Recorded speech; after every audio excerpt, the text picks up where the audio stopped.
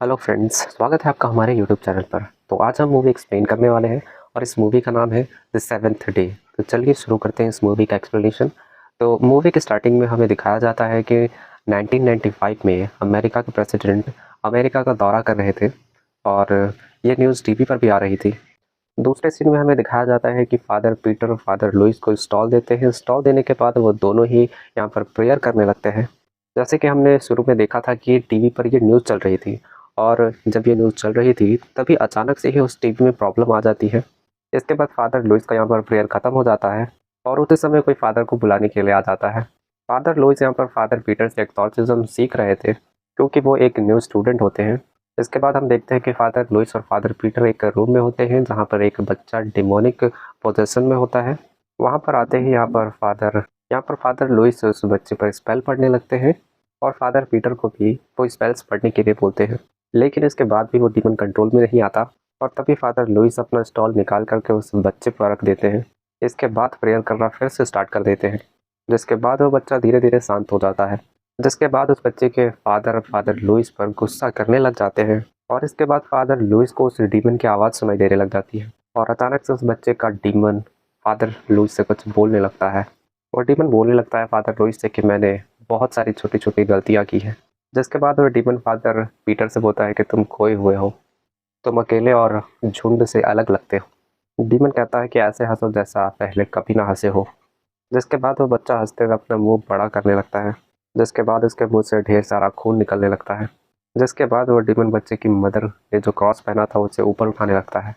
जिसके बाद उसकी मदर अपने हाथों से ही अपना गला दबाने लगती है। इसे देखने के बाद फादर पीटर गले से उसका क्रॉस निकालने के लिए जाते हैं। क्रॉस निकलते ही गले से फादर लुइस के गले में सीधा चला जाता है और खून निकलने लग जाता है। अब इसके बाद फादर पीटर फादर लुइस के पास में जाते हैं और अब फादर लुइस अपना स्टॉल निकाल करके फादर पीटर को देने लगते हैं। इसके बाद फादर लुइस की वहीं पर मौत हो जाती है और तभी हम देखते हैं कि उस बच्चे का हाथ जलने लगता है जैसे डीमन ने पजेस किया था। तो इसके बाद उसके डैड फादर पीटर से कहते हैं कि तुम्हें अब हमारी बच्ची को बचाना होगा। लेकिन फादर पीटर अभी कुछ भी नहीं कर पाते क्योंकि वो तो नए नए अभी भी सीख रहे थे और उनको अभी ज़्यादा कुछ एक्सॉर्सिज्म के बारे में नहीं पता होता है। वो तो केवल एक स्टूडेंट है। ये कहानी यहीं पर कट होती है और इसके बाद हमें 26 साल के बाद का सीन में दिखाया जाता है जहाँ पर फादर डेनियल एक नया स्टूडेंट होता है और फादर पीटर यहाँ पर उसके टीचर होते हैं। यहाँ पर फादर पीटर एक्सॉर्सिज्म में एक एक्सपर्ट बन चुके हैं और फादर पीटर से ही फादर डेनियल यहाँ पर सीखने के लिए आए हैं एज ए स्टूडेंट के तौर पर। हाल ही में वेटिकन जो कि एक बहुत ही बड़े पद में होते हैं जिन्होंने एक्सॉर्सिज्म पर बहुत सारे कंडीशंस लगा रखे हैं, जिसके बाद एक्सॉर्सिज्म करने से पहले परमिशन की ज़रूरत पड़ती है और इसीलिए आर्च बिशप ने चर्च से छुपकर फादर पीटर को परमिशन दे रखा है। यहाँ पर आर्च बिशप का मतलब होता है एक हायर अथॉरिटी वाला बिशप और इस शहर में भी बहुत सारे डेमोनिक पोजेशंस बढ़ते जा रहे थे। यहाँ पर एक्सपर्ट एक्सॉर्सिज्म करने वालों को भी बहुत कमी थी और तभी आर्च बिशप फादर डेनियल से कहता है आज से तुम्हारी ट्रेनिंग फादर पीटर के अंडर होगी। आर्च बिशप कहते हैं कि फादर पीटर थोड़े अलग सोच वाले भी हैं लेकिन फिर भी वो एक बहुत ही काबिल इंसान है। इसके बाद हमें ये भी पता चलता है कि फादर ने 1995 में जिस बच्चे का सीन हमें उस वक्त दिखाया गया था उस वक्त वो उस बच्चे को नहीं बता पाए थे। उस डीमन ने उस बच्चे को जला करके मार दिया था। आर्च बिशप कहते हैं कि मैं जानता हूँ कि मैं तुम्हें एक अच्छे हाथ में दे रहा हूँ और तुम फादर पीटर से बहुत कुछ सीखोगे। और फादर पीटर यहाँ पर अपने गाड़ी में गाना सुनते हुए कहीं पर जा रहे थे। जिसके बाद फादर डेनियल कहते हैं कि मैं एक क्लास का टॉपर हूँ, अगर आप चाहें तो मुझसे कुछ भी पूछ सकते हैं। इसके बाद फादर पीटर कहते हैं क्या कर तुम मेरे कार में क्या कर रहे हो। फिर डैनियल कहते हैं कि आप मुझसे चाहे तो एक्सॉर्सिज्म के बारे में कुछ भी पूछ सकते हैं लेकिन आप मुझे थोड़ा नर्वस कर रहे हैं। इसके बाद फादर पीटर गाड़ी वहीं रोक देते हैं। इसके बाद डैनियल से पूछते हैं कि आखिर आर्च बिशप तुमसे क्या कह रहे थे मेरे बारे में। फादर डैनियल कहते हैं कि फादर आर्चर ने कहा है कि आप बेस्ट टीचर हैं एक्सॉर्सिज्म परफॉर्म करने में। इसके बाद फादर पीटर कहते हैं कि मैं बताता हूँ कि आखिर उन्होंने तुमसे क्या नहीं कहा होगा। फादर लुइस मारे जा चुके हैं और मेरे सामने वो बच्चा भी मारा जा चुका है और मैं कुछ भी नहीं कर पाया बस देखते रहने के अलावा, और इसलिए मैं आज यहाँ पर हूँ। यहाँ पर मैं कुछ ग्रेट करने के लिए नहीं आया हूँ। आज भी वो मंजर मेरी आंखों के सामने से नहीं हटी है।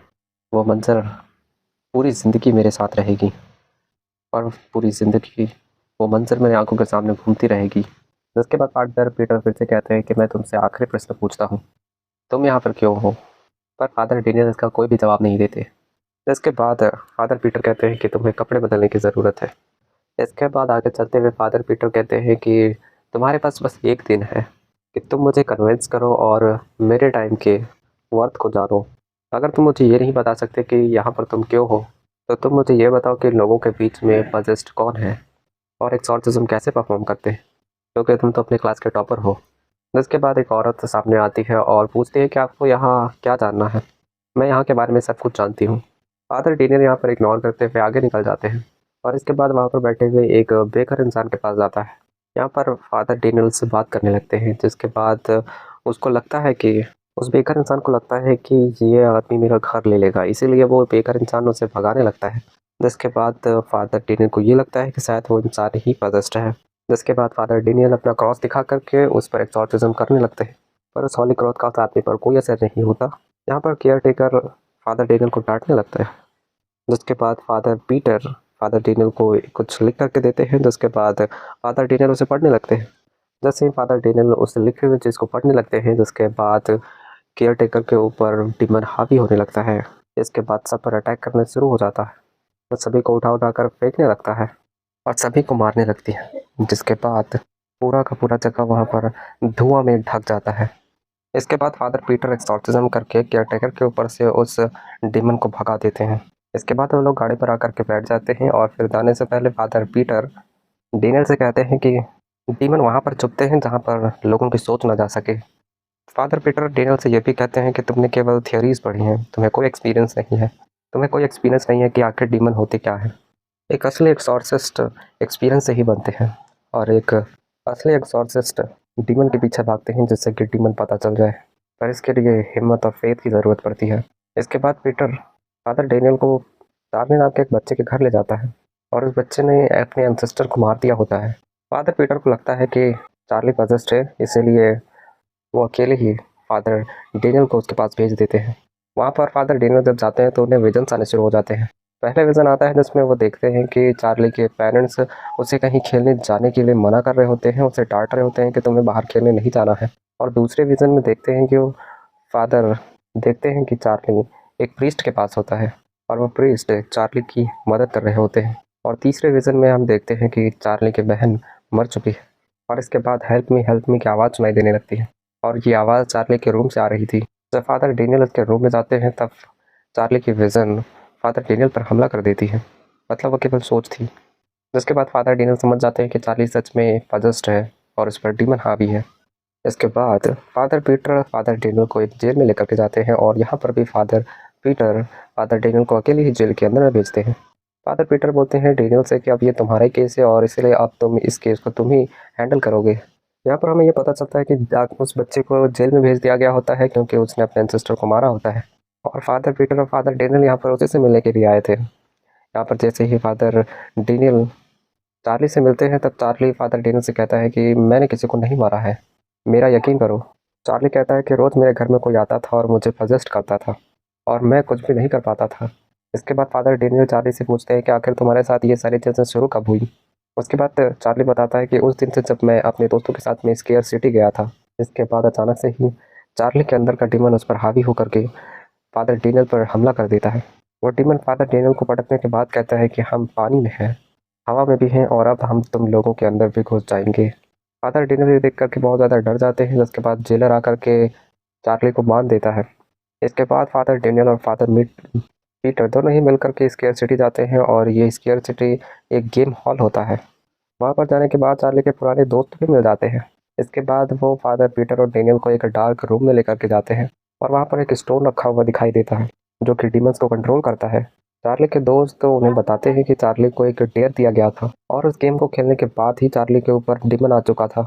इसके बाद फादर डेनियल उस गेम को खेलने लगते हैं और उस डीमन को बुलाने लगते हैं। कुछ ही देर के बाद यहाँ पर डीनर भी पजेस्ड हो जाते हैं और उससे भी विजन आने शुरू हो जाते हैं।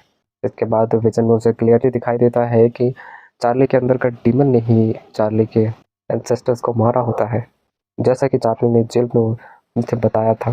पर यहाँ पर वो डीमन पर उस आदमी ने प्रिस्ट की तरह ही ड्रेस पहने थे और बच्चे इन सभी चीज़ों को अपने फ़ोन में रिकॉर्ड कर रहे थे और ये सारी चीज़ें होता हुआ देख करके वो बच्चे भी बहुत ज़्यादा डर जाते हैं। और यहाँ पर डीनियल की भी हालत ख़राब हो जाती है क्योंकि ये सारी चीज़ें एक्सपीरियंस भी उसके लिए फर्स्ट टाइम था और इसके बाद फादर डेनियल और फादर पीटर दोनों मिल करके फादर बिशप के पास जाते हैं और उन्हें ये वीडियो क्लिप दिखाते हैं। इसके बाद चार्ली पर एक्सॉर्सिज्म करने की परमिशन मांगते हैं और इसके बाद हम देखते हैं कि आर्च बिशप के असिस्टेंट अपने नेफ्यू कैल्विन का फ़ोन नंबर देती है और बताती है कि फादर पीटर के साथ में वो काम किया करता था, तुम्हें जब भी ज़रूरत पड़ेगी तब तुम उसे कांटेक्ट कर सकते हो। जेल में एक साइकेट्रिस्ट आता है जो कि चार्ली से बात करने की कोशिश कर रहा था, पर चार्ली यहाँ पर कोई भी जवाब नहीं देता उसके सवालों के। इसके बाद डेनियल भी वहाँ पर पहुँच जाता है और चार्ली से उस आदमी के बारे में बताने के लिए बोलता है जो कि उस आदमी ने उसके पेरेंट्स को मार दिया था। चार्ली उसके बारे में बताना शुरू करता है कि वो एक लंबा था और उसके लंबे लंबे मूछें थी। और जैसे ही चार्ली बता रहा होता है तभी चार्ली के ऊपर में वो डीमन हावी होने लगता है, जैसे कि वो डीमन उसे सच बताने से रोक रहा हो। जिसके बाद वो डीमन सामने बैठे उस साइकेट्रिस्ट के हाथों में पेन घुसा देता है अपनी पावर का इस्तेमाल करते हुए। इसके बाद चार्ली हवा में उड़ने लगता है और फिर चार्ली कहता है कि मैंने ही अपनी फैमिली को मार दिया है क्योंकि वो लोग कमज़ोर थे और मैंने उनकी सोल्स को ले लिया। यानी कि वो डीमन कह रहा था कि मैंने उनकी आत्मा को ले लिया है ताकि मैं पावरफुल बन सकूं और जल्द ही मैं तुम्हारी भी सोल ले लूँगा डैनी बॉय। यहाँ पर उस साइकेट्रिस्ट को कुछ भी समझ में नहीं आता है। जिसके बाद फिर वो फिर से चार्ली को जेल में लॉक कर देते हैं और फिर वो दोनों बाहर आ जाते हैं। जिसके बाद यहाँ पर फादर फादर डेनियल को फादर पीटर से जुड़ी एक विज़न दिखाई देनी शुरू हो जाती है और ये वही सीन होता है जब फादर पीटर ने उस बच्चे की मदद नहीं की थी। वो बच्चा जल करके मारा जाता है। जिसके बाद उस जेल की पूरी लाइट बंद हो जाती है। अब चार्ली के अंदर का डीमन बाहर आता है और सभी को मारने लगता है। वो जेलर के साथ साथ उस साइकाइट्रिस्ट को भी मार डालता है और अब डेनियल यहाँ पर फादर पीटर को ढूंढने लगता है, लेकिन तभी सामने से अचानक चार्ली आ जाता है। इसके बाद फादर डेनियल कहते हैं चार्ली से कि तुम अपनी बॉडी को कंट्रोल करो और उस डीमन से फाइट करो। जिसके बाद फादर डेनियल चार्ली को बचाने का वादा भी करते हैं। यहाँ पर चार्ली खून से लथपथ होता है, लेकिन फिर भी वो अपनी बॉडी को कंट्रोल कर लेता है और वो उस डीमन के कंट्रोल से बाहर आ जाता है।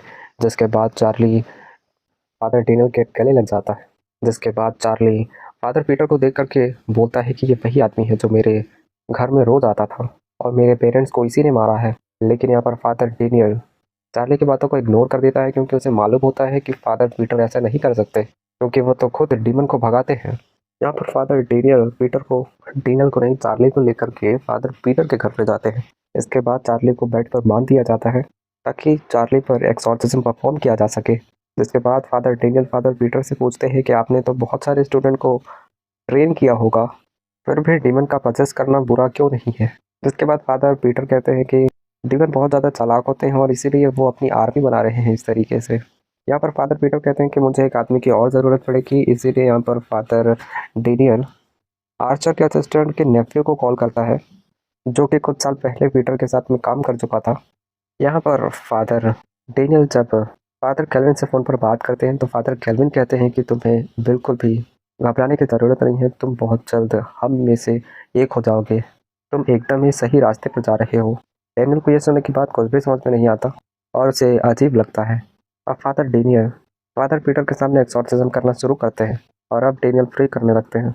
जिसके बाद चार्ली के अंदर का डीमन तड़पने लगता है और फिर वो डीमन फादर डेनियल को गाली देना शुरू करता है।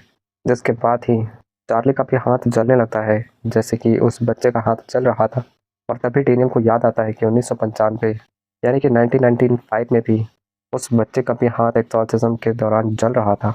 और इसके बाद फादर डेनियल को फादर पीटर की वो बात याद आती है कि डीमन बहुत ज़्यादा होशियार होते हैं, वो वहाँ पर छुपते हैं जहाँ पर कोई भी शक नहीं कर सकता। और इसके बाद फिर यहाँ पर खुलता है असली राज। जिसके बाद फादर डेनियल को फादर पीटर पर शक होता है और असल में फादर पीटर ही पजेस्ड है और उनके अंदर भी एक डीमन हो सकता है।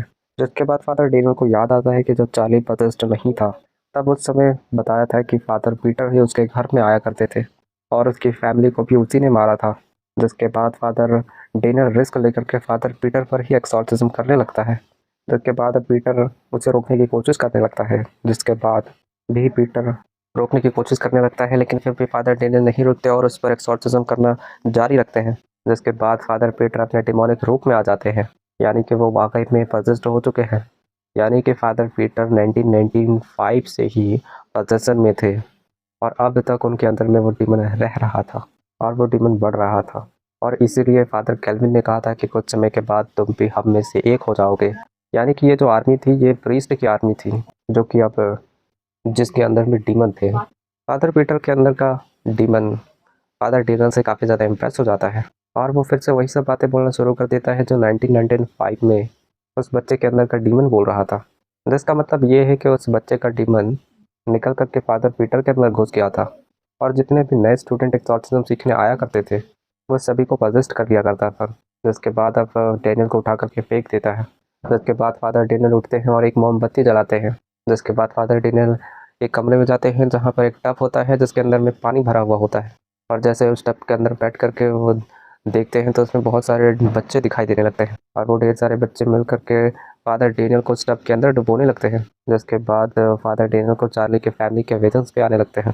जिसके बाद फादर पीटर फादर डेनियल के पास आते हैं और कहते हैं कि मैं एक डिमोनिक आर्मी बना रहा हूँ। हमने अभी तक कई लोगों को पजेस्ट कर लिया है और लड़ाई के लिए हम सोल्जर्स इकट्ठा कर रहे हैं। जिसके बाद पीटर कहता है कि भगवान भी 7वें दिन रेस्ट लेते हैं और आज भी गॉड 7th डे को रेस्ट ले रहे हैं। इससे होगा ये कि सही समय पर सभी डीमन बाहर आ जाएंगे और बहुत जल्द डीमंस का ही राज होगा और इस पूरी दुनिया को बहुत जल्द अपने कब्जे में ले लेंगे। और इसी के बीच में फादर डेनियल अपने पॉकेट के अंदर से क्रॉस निकालते हैं। जिसके बाद फादर पीटर कहता है कि तुम्हारे पास हमें ज्वाइन करने का एक मौका था लेकिन अब तुम वो मौका गंवा चुके हो। जिसके बाद फादर डेनियल वो क्रॉस निकाल करके फादर पीटर के गले में घुसा देते हैं, बिल्कुल वैसे ही जैसे कि उस डीमन ने फादर लुइस के ऊपर किया था, जैसे कि हमने शुरू में देखा था। जिसके बाद फादर पीटर अब तड़पने लगते हैं और अब फिर फादर डेनियल फादर पीटर से सॉरी कहते हैं।